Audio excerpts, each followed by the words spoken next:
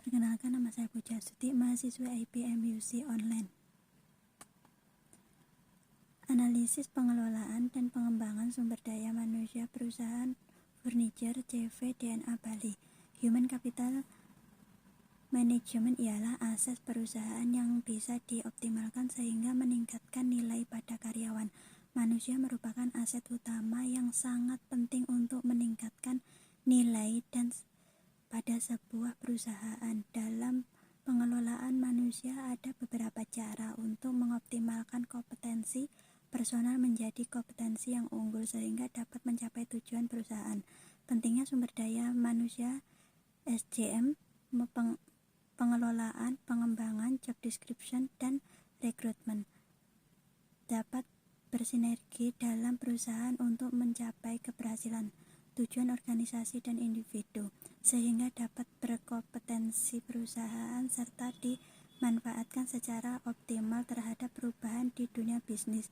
Pengelolaan pengembangan sumber daya manusia di furniture pada CV DNA Bali Indonesia dapat membantu menyelesaikan masalah di industri furniture dan kedepannya agar tetap terorganisasi dan bisa berkembang dengan pesat.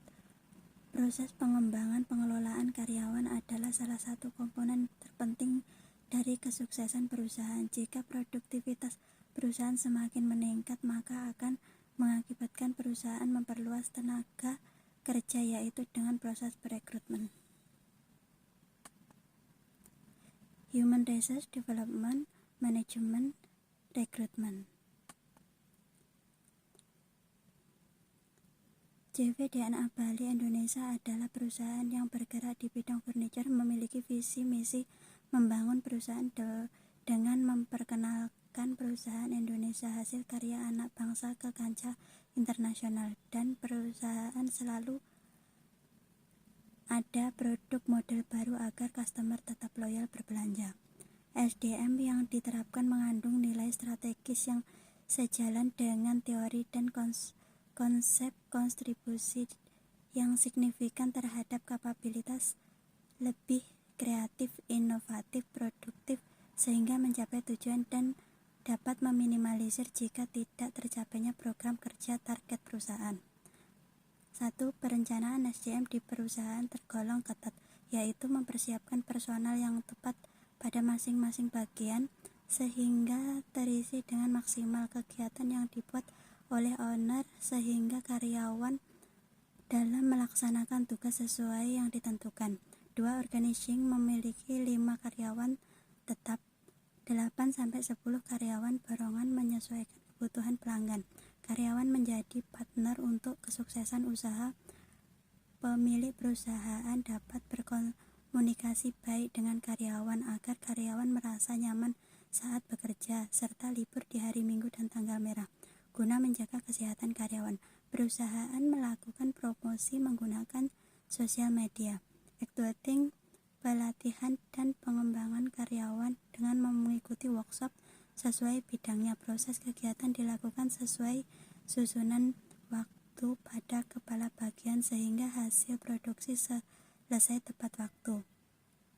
Controlling karyawan, perusahaan memiliki quality controlling sangat baik guna menjaga kualitas produk yang maksimal. Karyawan juga mampu memproduksi furniture kualitas standar ekspor. Peraturan penerimaan percobaan selama 3 bulan, pemberhentian menggunakan dasar aturan.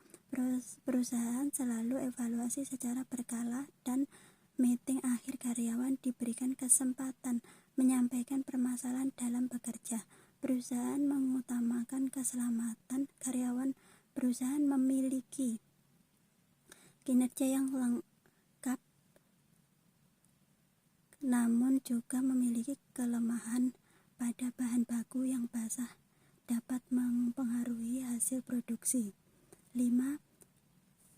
Pada proses perekrutmen diputuskan beberapa pihak SDM, mulai dari kapan diperlukan keterampilan, pengetahuan, keahlian khusus, langkah proses identifikasi, evaluasi sumber karyawan, proses penerimaan, seleksi, penempatan, orientasi karyawan. Perusahaan memiliki karyawan sesuai dengan kriteria yang dibutuhkan. Proses berlangsung dua arah. Tenaga kerja konsisten dengan kebijakan prosedur pada perusahaan untuk mencari kandidat, mulai dari online, e-recruitment, dan guna untuk mendapatkan banyak lamaran yang masuk. Penyeleksian owner melakukan tes wawancara kepribadian, fisiologi, keahlian kerja. Jika terpilih, di training selama 3 bulan. Setelah itu penentuan direkrut oleh owner untuk menjadi karyawan resmi. Perusahaan furniture ini menerapkan beberapa faktor yang mempengaruhi dalam pengembangan pengelolaan SDM, yaitu planning, organizing, actual, controlling, dan yang lebih baik lagi perekrutmen.